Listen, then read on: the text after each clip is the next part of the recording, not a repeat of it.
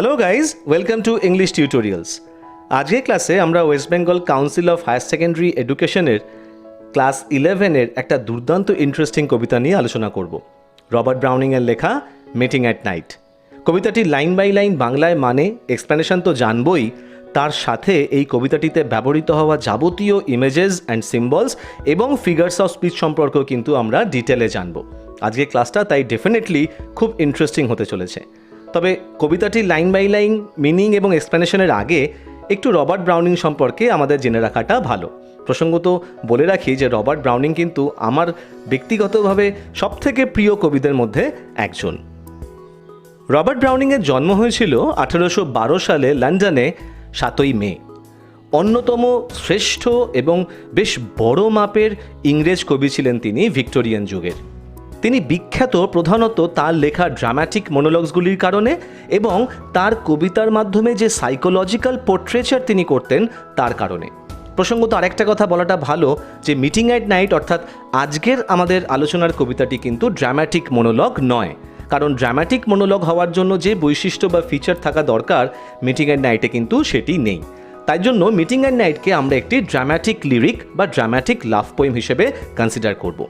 তার অন্যতম শ্রেষ্ঠ কবিতাগুলির মধ্যে হলো Porphyria's lover, my last duchess, Fra Lippo Lippi, Andrea del Sarto এবং আরও অনেক দুর্দান্ত মাস্টারপিসেস অর্থাৎ তার শ্রেষ্ঠ ড্রামাটিক মনোলগসগুলি।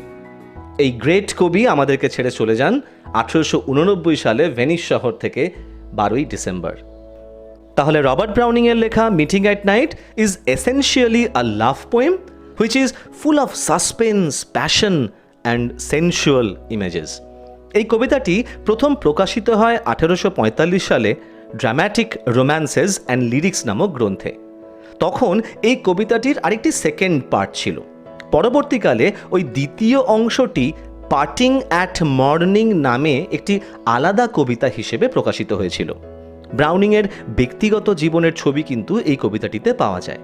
ব্যক্তিগত জীবনে ব্রাউনিংয়ের প্রেমিকার নাম ছিল এলিজাবেথ ব্যারেট, যার সাথে পরবর্তীকালে ব্রাউনিংয়ের বিবাহ হয়। তার সাথে সম্পর্ক থাকাকালীনই কিন্তু ব্রাউনিং এই কবিতাটি লিখেছিলেন। এলিজাবেথ ব্যারেটের পিতা ছিলেন খুবই জেলাস প্রকৃতির একজন ব্যক্তি এবং যিনি তার মেয়ের সাথে ব্রাউনিংয়ের সম্পর্ক মেনে নিতে পারেননি। ফলে ব্রাউনিংকে এবং এলিজাবেথ ব্যারেটকে কিন্তু খুব লুকিয়েই দেখা সাক্ষাৎ করতে হতো। তাদের সেই সিক্রেট মিটিংয়ের একটা ছবি কিন্তু আমরা এই কবিতাটিতেই পাই। কবিতাটিতে সেন্সুয়াল ইমেজেসের আধিক্য আছে, যেটা মোরালি এবং সোশ্যালি কনজারভেটিভ ভিক্টোরিয়ান যুগে একটু আনকমন। তার সাথে কবিতাটিতে রোম্যান্টিক লাভের প্যাশন, এক্সাইটমেন্ট এবং অ্যান্টিসিপেশনের একটা সেন্সও কিন্তু আমরা পেয়ে থাকি। The poem describes the speaker's long and clandestine journey through sea and land to meet his beloved in total secrecy. অর্থাৎ কবিতাটির বিষয়বস্তু কি না, একজন ব্যক্তি সমুদ্র এবং ডাঙা জমির ওপরে প্রচুর পরিমাণে পথ অতিক্রম করে সে পৌঁছচ্ছে এমন এক জায়গায় যেখানে তার সাথে সাক্ষাৎ হবে তার বেলাভেডের। এই কবিতাটির মোরাল কিন্তু আলটিমেটলি আমাদেরকে বলে দেয় যে actually at the end of everything love conquers all, love is the ultimate winner. Okay, let's enjoy the meaning and explanation of the poem now. কবিতাটির ফার্স্ট স্ট্যানজাটা তাহলে আমরা আগে একটু পড়ে নিই, তারপরে আমরা মিনিং এবং এক্সপ্লেনেশনের দিকে যাব। The grey sea and the long black land and the yellow half moon large and low and the startled little waves that leap in fiery ringlets from their sleep as I gain the cove with pushing prow and quench its speed in the slushy sand. তাহলে এই কবিতাটার first স্ট্যানজাতে আমরা কবিতাটির মুখ্য চরিত্র অর্থাৎ আমাদের সেই লাভার বা পোয়েটিক পার্সোনা বা ন্যারেটর, তোমরা যাই বলো না কেন, তার যাত্রার প্রথম ভাগটা বর্ণিত হয়েছে। তার যাত্রার প্রথম ভাগে আমরা কি দেখছি না, তিনি সমুদ্রের বুকে সন্ধ্যার অন্ধকার নেমে আসবার পর একটি নৌকা নিয়ে তার যাত্রা শুরু করেছেন। সমুদ্রের জলের রং লাগছে কেমন না, ধূসর, এবং সমুদ্র থেকে দূরের তীরের ডাঙা জমি লাগছে কালো। এবং ঠিক সেই সময় হলুদ রঙের অর্ধচন্দ্র বিশাল তার রূপ নিয়ে এবং দিগন্ত রেখা থেকে সবেমাত্র উদীয়মান হয়েছে। তাহলে এই প্রথম দুটো লাইনে খুব ইন্টারেস্টিংলি দেখো তিনটি কালারের ব্যবহার রয়েছে। অর্থাৎ গ্রে, ব্ল্যাক অ্যান্ড ইয়েলো। প্রত্যেকটি কালার বা রং কিন্তু নির্দিষ্ট জিনিস সিম্বলাইজ করে। একটু কবিতাটার ব্যাকগ্রাউন্ড একটু মনে করে নিই। আমি তোমাদেরকে ব্যাকগ্রাউন্ডের সময় বলেইছিলাম যে এই কবিতাটিতে রবার্ট ব্রাউনিংয়ের ব্যক্তিগত জীবনের প্রতিচ্ছবি কিন্তু আমরা পাই, অর্থাৎ তার সাথে এলিজাবেথ ব্যারেটের সম্পর্কের আভাস কিন্তু এই কবিতার মধ্যে রয়েছে। এখানে এই যে গ্রে কালারটা না, এই গ্রে কালার সিম্বলাইজ করে সম্পূর্ণ হতাশার জগৎ থেকে বা হতাশার কালো অন্ধকার জগৎ থেকে আশার দিকে অগ্রসর হওয়া। তোমরা দেখো যে লং ব্ল্যাক ল্যান্ড, অর্থাৎ কবি যখন তার নৌকা নিয়ে যাত্রা শুরু করলেন তাহলে তিনি ডাঙা জমি থেকে যাত্রা শুরু করেছিলেন, তো সেই ডাঙা জমিটা কিন্তু এখন ব্ল্যাক, অর্থাৎ এই ব্ল্যাক কালারটা সিম্বলাইজ করে তার ফেলে আসা পিছনের অতীতের অন্ধকার হতাশার জীবনকে। সেই অন্ধকার অতীতের বা হতাশার জীবন থেকে তিনি ধীরে ধীরে অগ্রসর হচ্ছেন আশার আলোর দিকে। কালোর একটু লাইটার শেড হচ্ছে গ্রে, ফলে গ্রে কিন্তু হোপকে সিম্বলাইজ করে। অর্থাৎ এই যে ব্যক্তি, এই ব্যক্তিটি তার যাত্রা শুরু করেছেন কি উদ্দেশ্যে? না তার বিলাভেডের সাথে সাক্ষাৎ করবার উদ্দেশ্যে। যে বিলাভেড, যে প্রেমিকা কিন্তু তার অন্ধকার হতাশাগ্রস্ত জীবনে আশার ন্যায়, আশার প্রতীকের ন্যায়। তার জন্যই কিন্তু কালো থেকে গ্রের সিম্বলিজমটা এখানে ভীষণভাবে সিগনিফিকেন্ট। তার সাথে দেখো চাঁদ যখন উঠেছে দিগন্ত থেকে সবেমাত্র, চাঁদের রংটা yellow. That yellow colour signifies fire, অর্থাৎ হলুদ রং কিন্তু আগুনের প্রতীক। হলুদ এবং ফায়ার এই দুটোই কিন্তু ভীষণভাবে প্যাশনকে সিগনিফাই করে। তাহলে প্রকারান্তরে এই যে চাঁদের হলুদ রংটা বেসিক্যালি আমাদের মতন রিডার্সদেরকে ওই লাভারের মনের স্টেটটা বা মনের অবস্থাটা আমাদেরকে বোঝাচ্ছে। অর্থাৎ সেই lover at that very moment was feeling very passionate about his beloved. Okay. And the startled little waves that leap in fiery ringlets from their sleep, as I gain the cove with pushing prow and quench its speed in the slushy sand. এই লাইন্সগুলির মাধ্যমে কবি কিন্তু সমুদ্রের ঢেউগুলির মধ্যে ব্যক্তিসত্তা আরোপ করেছেন, অর্থাৎ মানব গুণ আরোপ করেছেন। তিনি পার্সনিফাই করেছেন এই ঢেউগুলিকে। এবার আমরা একটু ইমেজেসগুলো বুঝে নিই। তাহলে কবি কি বলছেন না, যখন তিনি নৌকা করে অগ্রসর হচ্ছিলেন তখন the startled little waves that leap, অর্থাৎ লিটল ওয়েভস ছোট্ট ছোট্ট ঢেউগুলো, স্টার্টলড হকচকিয়ে গেল, চমকে গেল, এবং তারপর তারা কি করলো না তারা লিপ অর্থাৎ তারা ঝাঁপিয়ে পড়ল। ইন ফিয়ারি রিংলেটস, কেমনভাবে ঝাঁপালো না আগুনের মতন হলুদ রঙের রিংলেটের আকারে। রিংলেট বলতে বোঝানো হয় ছোট ছোট রিং, অর্থাৎ কার্লি একটা শেপ, একটা কার্ভড শেপ। তাহলে জলের কণাগুলো, ঢেউয়ের জলের কণাগুলো যখন নৌকার গায়ে লেগে ছিটকে পড়ছিল তারা একটা কার্ভড ওয়েতে পড়ছিল, এবং সেগুলি ছিল হলুদ রঙের। কেন হলুদ রঙের? তা কেন আগুনের মতন রঙের? জাস্ট বিকজ হলুদ চাঁদের আলোটা সেই জলের কণাগুলিতে রিফ্লেক্টেড হচ্ছিল। এবং কবি কল্পনা করছেন যে ওই ছোট ছোট ঢেউয়ের জলের কণাগুলি যেন এতক্ষণ পর্যন্ত ঘুমন্ত ছিল, স্থবির ছিল। তাহলে এই যে ঘুম, এই জলের কণাগুলির এই যে ঘুম ভেঙে উঠে হকচকিয়ে যাওয়া, চমকে যাওয়া, এটা কি সিগনিফাই করে না এটা এক্সাইটমেন্টকে সিগনিফাই করে, এটা এজিটেশনকে সিগনিফাই করে। ঠিক যেমনটি মানসিক অবস্থা আমাদের কবিতার এই লাভারেরও। তার এতদিনকার জীবন কিন্তু ছিল ভীষণভাবেই শান্ত, অনাড়ম্বর, উত্তেজনাবিহীন। তো আজকে কিন্তু তার জীবনে তার বিলাভেডের আগমনের ফলে তিনি কিন্তু ভীষণভাবে মানসিকভাবে এক্সাইটেড, তিনিও কিন্তু খুব এজিটেটেড। তো সেই এক্সাইটমেন্টের প্রতিচ্ছবিও কিন্তু আমরা এই ফিয়ারি রিংলেটগুলোর বা জলের কণাগুলির চমকে গিয়ে ছিটকে পড়ার মধ্যে পাচ্ছি। তো এইভাবে কবি নৌকা নিয়ে অগ্রসর হলেন কোন দিকে না যখন তিনি পৌঁছলেন কোভ অর্থাৎ খাঁড়ি অঞ্চলের দিকে। As I gain the cove অর্থাৎ যখন তিনি নৌকা নিয়ে ধীরে ধীরে খাঁড়ি অঞ্চল অর্থাৎ সমুদ্রের জল যেখানে অপেক্ষাকৃতভাবে অগভীর সেই অঞ্চলে পৌঁছলেন উইথ পুশিং প্রাও। প্রাও বলতে বোঝানো হয় নৌকার সামনের দিককার অংশ, যেটিকে অনেক সময় চলতি বাংলায় গলুই বলা হয়ে থাকে। তাহলে কবি এইবার সেই নৌকাটাকে নিয়ে সেই নৌকার সামনের দিককার অংশটাকে ঠেলতে ঠেলতে নিয়ে গেলেন খাড়ি অঞ্চলের কাছে, যে খাড়ি অঞ্চলের কাছে নিয়ে গিয়ে তিনি নৌকার গতিবেগটাকে স্তিমিত করলেন, নৌকার বেগটাকে তিনি থামালেন, কোয়েঞ্চ ইট স্পিড, অর্থাৎ নৌকার গতিবেগের স্যাটিসফ্যাকশন হলো, তার গতির নিবারণ হলো। কোথায় সেই জায়গাটা?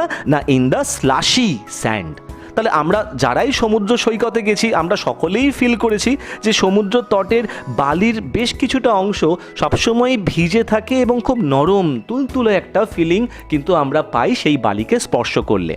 স্লাশি কথাটা কিন্তু সেই নরম তুলতুলে অংশটাকেই বোঝাচ্ছে এবং সমুদ্র তটে সেই বালিটা ছিল কিন্তু খুব নরম। ওকে, তাহলে ফার্স্ট স্ট্যান্জায় আমরা কি পড়লাম এতক্ষণ পর্যন্ত? না, লাভারের জার্নির ফার্স্ট হাফটা, যে ফার্স্ট হাফটা কিন্তু পুরোপুরি হলো সমুদ্র বক্ষে এবং আলটিমেটলি গিয়ে কবি এবার নেমেছেন সমুদ্র তীরে। এখানে হলুদ চাঁদের আরও একটা রেফারেন্স রয়েছে, সেই রেফারেন্সটা না বললেই নয়। এই চাঁদটি কিন্তু বেসিক্যালি আরও একটা জিনিস সিম্বলাইজ করে।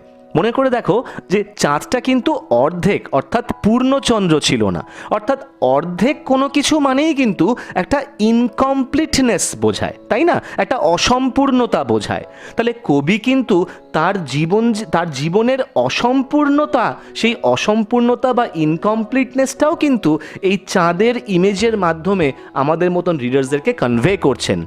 অর্থাৎ তার বিলাভেডের সাথে তার দেখা সাক্ষাৎ হওয়ার আগে বা তার সেই বিলাভেডের সাথে ইউনাইটেড না হওয়া পর্যন্ত কবির লাইফটাও কিন্তু incomplete, just like that yellow half moon.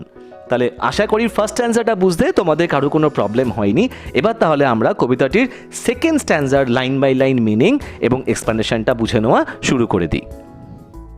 Second স্ট্যান্জায় আসছে এই লাভার বা পোয়েটিক পার্সোনা বা ন্যারেটারের জার্নির সেকেন্ড হাফটা, যে জার্নিটা এইবার হবে ল্যান্ড এরিয়ার ওপরে।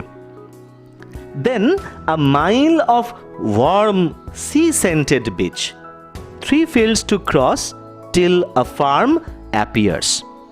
সেই পোয়েটিক পার্সোনা বা লাভারকে এইবার সেই উষ্ণ সমুদ্রের নোনা গন্ধযুক্ত 1 মাইল সমুদ্র তট বা সৈকত অতিক্রম করতে হলো। 3 fields to cross till a farm appears। সেই 1 মাইল সমুদ্র তট অতিক্রম করবার পরে তাকে আরও 3টি ফিল্ড বা মাঠ বা ক্ষেত অতিক্রম করতে হলো। তারপরে আবির্ভূত হলো বা দেখা গেল একটি ছোট্ট খামার বাড়ি। এই যে 3 fields, this is very interesting and significant. এই 3টি ফিল্ড বেসিক্যালি 30 বছর টাইম স্প্যানকে বোঝায়। প্রত্যেকটি ফিল্ড 10 বছর টাইমকে বোঝায়। এই 30 বছর জীবন আসলে ব্রাউনিংয়ের এলিজাবেথ ব্যারেটের সাথে দেখা হওয়ার আগের জীবনকালকে বোঝায়। অর্থাৎ যে 30টা বছর তিনি অতিবাহিত করেছিলেন তার জীবনের, যখন তার সাথে এলিজাবেথ ব্যারেটের কোনো রকমের সম্পর্ক হয়নি। তারপরে কি হলো? না, a tap at the pane, the quick sharp scratch and blue spot of a lighted match. তাহলে আমাদের পোয়েটিক পার্সোনা বা লাভার পৌঁছলেন সেই খামার বাড়িতে। তাহলে আমরা খুব ইজিলি ইম্যাজিন করতে পারি যে এই বাড়িটি কার? না, যার সাথে তিনি এতটা পথ অতিক্রম করে আসছেন দেখা করবার জন্য। অর্থাৎ this is the farm house of his beloved. তো সেখানে গিয়ে তিনি একটি জানলায় গিয়ে, জানলার আরশিতে গিয়ে তিনি একটা ট্যাপ করলেন, অর্থাৎ খুব হালকা করে একটি নক করলেন। সঙ্গে সঙ্গে the quick sharp scratch and blue spot of a lighted match, সঙ্গে সঙ্গে ঘরের ভেতরে একটা দেশলাই বাক্সে দেশলাই কাঠি ঘষে আগুন জ্বালানোর সময় যে আওয়াজটা হয়, যে স্ক্র্যাচিং সাউন্ডটা হয়, সেটা শোনা গেল এবং দেখা গেল একটা সদ্য জ্বালানো দেশলাই কাঠি থেকে নীলচে আগুনের আভা। অর্থাৎ আমরা খুব সহজেই বুঝতে পারছি যে লাভার এতটা পথ অতিক্রম করে আসছেন তার বিলাভেডের সঙ্গে দেখা করবার জন্য, পুরো সিচুয়েশনটাই কিন্তু প্রিপ্ল্যান্ড। অর্থাৎ তার বিলাভেড অর্থাৎ তার লেডি লাভ তিনিও কিন্তু এতক্ষণ ধরে ভীষণ অ্যাংশাসলি, খুব অ্যান্টিসিপেটিং একটা ওয়েতে ওয়েট করেছিলেন তার এই আগমনকে বা তার প্রেজেন্সকে। তো যেহেতু এরকমভাবেই ব্যাপারটা পূর্ব নির্ধারিত ছিল যে জানলায় ট্যাপ করার সাথে সাথেই কিন্তু তিনি অর্থাৎ সেই লেডি লাভ ঘরের ভেতরে দেশলাই কাঠিটি জ্বালালেন, যে আগুনের নীলচে আভাটা জানলার বাইরে থেকে দেখতে পাওয়া গেল। And a voice less loud through its joys and fears than the two hearts beating each to each. তারপরে শোনা গেল একটি কণ্ঠস্বর, যে কণ্ঠস্বরটা খুব মৃদু, খুব স্তিমিত, কারণ সেই কণ্ঠস্বরটি একধারে ভীত প্লাস সেই কণ্ঠস্বরটা ভীষণভাবে আনন্দিত। তাহলে এই কণ্ঠস্বরটি কার? এই কণ্ঠস্বরটি ডেফিনেটলি ওই লেডি লাভের। যে কণ্ঠস্বরটি স্তিমিত বা মৃদু কেন না, থ্রু ইটস ফিয়ার্স, অর্থাৎ আগেই আমরা জেনেছি যে পুরো মিটিংটা কিন্তু ভীষণভাবেই সিক্রেট একটা মিটিং, লোক জানাজানির ভয় কিন্তু ভীষণভাবে রয়েছে। তো সেই জন্যেই এই কণ্ঠস্বরটা ভীত। এবং এই কণ্ঠস্বরটা হ্যাপি বা জয়াস কেন না, আলটিমেটলি নিজের বেলাভেডের সাথে দেখা করবার, সাক্ষাৎ করবার বা ইউনাইটেড হওয়ার আনন্দ কিন্তু এই কণ্ঠস্বরটির মধ্যে রয়েছে। তো সেই কণ্ঠস্বরটি যেটি কিনা আনন্দ এবং ভয়ের জন্য মৃদু বা স্তিমিত, লেস লাউড। লেস লাউড বলতে কার থেকে কম, কার সাথে তুলনা করা হচ্ছে সেই সাউন্ডটার না, than the two hearts beating each to each. সেই দুই হৃৎস্পন্দনের আওয়াজের থেকেও তার কণ্ঠস্বরটা মৃদু। দুটি হৃৎস্পন্দন অর্থাৎ দুই ব্যক্তির হৃৎস্পন্দন, যে দুটি হৃৎস্পন্দন এখন বর্তমানে একে অপরের সাথে একে অপরের জন্য স্পন্দিত হচ্ছে, যে দুটি হৃৎস্পন্দনের শব্দ পাওয়া যাচ্ছে just because those two hearts are feeling very excited and passionate about each other at that very particular moment. তাহলে কবিতার এই অংশে গিয়ে আমরা দেখলাম যে পুরো যে জার্নিটা হলো তার একটা কালমিনেশন, একটা ক্লাইম্যাক্স, অর্থাৎ যে লাভার এতটা দীর্ঘ প্রতিকূল পথ অতিক্রম করে এলো তার বিলাভেডের সাথে দেখা করবার জন্য বা লেডি লাভের সাথে দেখা করবার জন্য, তাদের সেই সাক্ষাৎ কিন্তু সাকসেসফুল হলো, দে বিকেম ইউনাইটেড। তাহলে this shows that love conquers all, love conquers every barriers, every obstacles that may stand in their way. তাহলে এই হলো আমাদের কবিতাটির লাইন বাই লাইন মিনিং এবং তার এক্সপ্লেনেশন। কবিতাটি আমি আগেই বলেছিলাম ইন্ট্রোডাকশানেই যে ভীষণভাবে সেন্সুয়াল, ফিজিক্যাল ইন্টিমেসি, খুব রোম্যান্টিক লাভ অ্যান্ড প্যাশনের ছবি কিন্তু আমরা এই কবিতায় পাচ্ছি। তার সাথে সাথে এই কবিতাতে বেশ কিছু ইন্টারেস্টিং ফিগার্স অফ স্পিচও কিন্তু ইউজ করা হয়েছে। এবার আমরা এই কবিতাটিতে ব্যবহৃত হওয়া ফিগার্স অফ স্পিচ বা রিটোরিক্যাল ডিভাইসেসগুলো সম্পর্কে একটু জেনে নেব। অনেক কিছু ব্যবহার হয়েছে, খুব সিলেক্টিভ এবং ইম্পর্টেন্ট জিনিসগুলোই আমরা একটু দেখে নিই। চলো, ফিগার্স অফ স্পিচের মধ্যে প্রথমেই আমরা দেখে নেব অ্যালিটারেশনের ব্যবহার। অ্যালিটারেশন কাকে বলে না, যখনই পরপর থাকা কোনো শব্দ গোষ্ঠীর মধ্যে কোনো কনসোনেন্ট সাউন্ড অর্থাৎ ব্যঞ্জন বর্ণের সাউন্ডের রিপিটেশন হয় তাকে বলা হয় alliteration. As per example, long black land, এখানে দেখো এল সাউন্ডটা কিন্তু বারবার পরপর শব্দে রিপিটেড হচ্ছে, তো এটা হচ্ছে একটা অ্যালিটারেশনের এক্সাম্পল।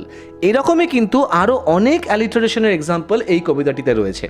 তোমরা যদি চাও তাহলে তোমরাও কিন্তু এই অ্যালিটারেশনের এক্সাম্পলগুলো, বাকি এক্সাম্পলগুলো আই মিন টু সে, খুঁজে দেখতে পারো। নেক্সট আমাদের ফিগার্স অফ স্পিচ হচ্ছে পলিসিনডেটন। পলিসিনডেটন কাকে বলে না, যখন কোনো conjunction and or but so এগুলো বারবার কুইক সাকসেশনে ইউজড হতে থাকে তাকে বলা হয় polysyndeton. As per example, and the yellow half moon large and low and the startle little waves. তাহলে দেখো এখানে অ্যান্ড কনজাংশনটা খুব কুইক সাকসেশনে বারবার ইউজ হচ্ছে, তো একে বলা হয় পলিসিনডেটন। এরপর হচ্ছে সিবিলেন্স। এটা ব্যবহার করা হয় যে এটি যে বস্তুটির প্রসঙ্গে বলছে সেই বস্তুটির একটা পার্টিকুলার সাউন্ডকে রেফার করবার জন্য। Example, slushy sand. এই যে স্লাশি স্যান্ড, এই মানেই কি এখান থেকে একটা সমুদ্র তীরে বা বালির ওপর দিয়ে যখন একটা নৌকাকে ঘষ্টাতে নিয়ে যাওয়া হয়, তাহলে সেই ঘষ্টানোর সাউন্ডটাও কিন্তু আমরা এই স্লাশি স্যান্ড থেকে ইমাজিন করতে পারি, কাইন্ড অফ ফিল করতে পারি। এর সাথে আসছে ওনোম্যাটোপিয়া। ওনোম্যাটোপিয়া কাকে বলা হয় না, ওনোম্যাটোপিয়া হচ্ছে একটা পার্টিকুলার ওয়ার্ড যেটা একটা নির্দিষ্ট রকমের কোনো একটা সাউন্ডকে ইমিটেট করে। এই শব্দগুলি কিন্তু অ্যাকচুয়াল আক্ষরিক অর্থে বাংলায় কোনো মানে হয় না। আমরা অনেক সময় বলি না যে ডাকাত গুড়ুম করে বন্দুকের গুলি ছুড়লো, বা নদীর জলের কুলকুল করে আওয়াজ হচ্ছে, বা পতাকাটা পতপত করে উঠছে। তাহলে এই ধরনের শব্দগুলিকে বোঝানোর জন্য যে শব্দ ব্যবহার হয় তাকে বলা হয় ওনোম্যাটোপিয়া। অ্যাজ পার এক্সাম্পল এখানে রয়েছে দেখো, কুইক শার্প স্ক্র্যাচ। এই কথাটির দ্বারা একটা দেশলাই বাক্সে দেশলাই কাঠি ঘষলেই যে আওয়াজটা আমরা পাই, যে স্ক্র্যাচিং সাউন্ডটা পাই, সেটা কিন্তু আমরা ফিল করতে পারছি। লাস্ট হচ্ছে এনজামমেন্ট। এনজামমেন্ট কাকে বলা হয় না, যখন একটা সেন্টেন্স কোনো রকম পজ ছাড়াই একটা লাইনের শেষের পরেও কন্টিনিউড হয়, অর্থাৎ একটা সেন্টেন্স যখন অনেকগুলি লাইন ধরে কন্টিনিউড হচ্ছে তাকে বলা হয় এনজামমেন্ট। Example first স্ট্যান্জা। তোমরা যদি ফার্স্ট স্ট্যান্জাটাই একবার ভালো করে দেখো তাহলে দেখবে যে সেখানে কিন্তু ফুল স্টপ একদম শেষে গিয়ে রয়েছে। বেসিক্যালি একটাই সেন্টেন্স কিন্তু উইদাউট এনি পজ কন্টিনিউড হচ্ছে, একে বলা হয় এনজামমেন্ট। তাহলে মোরলেস এগুলোই হলো এই কবিতায় ব্যবহার হওয়া সবথেকে ইম্পর্টেন্ট ফিগার অফ স্পিচ। তোমাদেরকে একটা কথা না বললেই নয়, যেটা ভীষণ ইম্পর্টেন্ট এবং খুব interesting aspect of this poem, যে এই কবিতাটিতে যে ইমেজেস বা সিম্বলসগুলো ইউজড হয়েছে, প্রত্যেকটা ইমেজ বা সিম্বল কিন্তু ভীষণভাবেই সেন্সারি, অর্থাৎ এমন ইমেজ যেগুলো আমাদের সেন্স অর্গানকে অ্যাপিল করতে পারে। তোমরা একটু ভেবে দেখো, এখানে কালার্স রয়েছে বিভিন্ন, তাহলে কালার্স আমরা চোখ দিয়ে ফিল করতে পারি, অনুভব করতে পারি, রিয়েলাইজ করতে পারি। সাউন্ড রয়েছে, তার সাথে আমাদের টাচ অর্থাৎ স্পর্শেন্দ্রিয়, তারও কিন্তু এখানে ইমেজ বা সিম্বল রয়েছে। অ্যাজ পার এক্সাম্পল স্লাশি কথাটা, স্লাশি মানে নরম, তুলতুলে ভিজে, তাহলে এই জিনিসটা কিন্তু আমরা স্পর্শ করে বুঝতে পারি, তাই না? এর সাথেও কিন্তু রয়েছে গন্ধ, তার কারণ কোথায় ছিল সেই ইউজ না, ওয়ার্ম সি সেন্টেড বিচ, সমুদ্রের নোনতা গন্ধযুক্ত। তাহলে দেখো এখানে এমন এমন ইমেজ বা সিম্বলস ইউজড হয়ে রয়েছে যেগুলো কিন্তু আমাদের পার্টিকুলার সেন্স অর্গানকে অ্যাপিল করতে পারে। দ্যাট ইজ ওয়াই এই কবিতাটা কিন্তু ভীষণভাবেই সেন্সারি ডিটেলসে পরিপূর্ণ। এরপর আমরা দেখে নেব এই কবিতাটি থেকে আসতে পারে কি কি কোশ্চেন, অর্থাৎ এই যে 4টি কোশ্চেন আমি তোমাদের জন্য এখানে দিয়েছি, এই 4টি কোশ্চেন যদি তোমরা একবার বাড়িতে ভালো করে প্রিপেয়ার করে নাও তাহলে এর বাইরে কিন্তু পরীক্ষায় আর কোনো প্রশ্ন আসতে পারে না, সেটা 100% অ্যাসিওর তোমরা থাকতে পারো। যদিও বা কোনো ব্রেকআপ কোশ্চেন থাকে তাহলে এই 4টি কোশ্চেন যদি তোমাদের প্রিপেয়ার থাকে তাহলেও কিন্তু তোমাদের কোনো প্রবলেম হবে না। তাহলে আজকে মিটিং অ্যাট নাইটের এন্টায়ার ডিসকাশনটা আমরা এখানেই শেষ করলাম। আমি চেষ্টা করেছি যে পুরো এক্সপ্ল্যানেশনটা তোমাদের কাছে ইন্টারেস্টিং করে তোলবার, তাই তোমাদেরও যদি আমার এক্সপ্ল্যানেশন বা ইন্টারপ্রিটেশন ভালো লেগে থাকে তাহলে প্লিজ ভিডিওটিকে লাইক করে দিও, শেয়ার করে দিও, আর ইংলিশ টিউটোরিয়ালস চ্যানেলটিকে সাপোর্ট করতে চাইলে, হেল্প করতে চাইলে প্লিজ সাবস্ক্রাইব করে দিও, আর বেল আইকনটাকে প্রেস করে দিও ভবিষ্যতে ভিডিও নোটিফিকেশন পাওয়ার জন্য। ইন দ্য মিন টাইম সকলে ভালো থেকো, keep watching English tutorials, keep learning, and thank you so much for giving me your time. Thank you.